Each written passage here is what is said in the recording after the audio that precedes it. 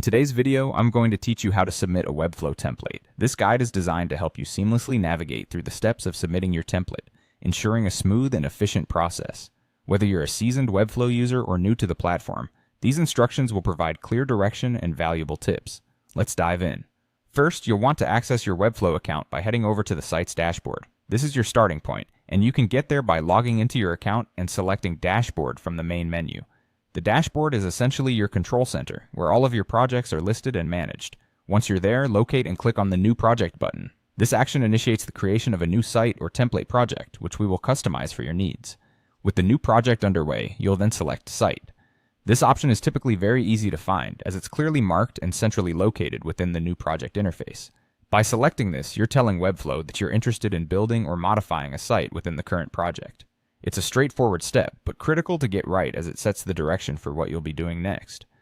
Next, you'll want to click on Template. This takes you to the area where Webflow houses its collection of templates, and you'll be choosing one to customize. Webflow offers a variety of templates, so take a moment to browse through and find one that closely aligns with your vision for the project.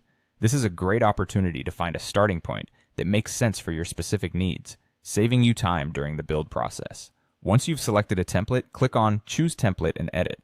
This will launch the template in the designer interface where you'll do your customization. Here, you're free to edit the template to better suit your project vision.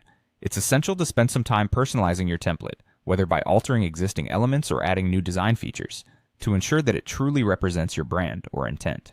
After you've completed your edits, it's time to publish your template to make it live. You'll do this by clicking on Publish, which is prominently displayed in the upper right of the designer interface. This action sets your template into motion, putting it on the web where it can be accessed as a live site.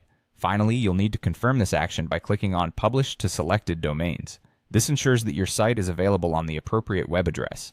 It's a crucial final step, so double-check the domains you've selected to avoid any issues or misdirects. And there you have it. You've successfully submitted your Webflow template. By following these steps, you can confidently manage your Webflow projects and templates to produce outstanding web experiences.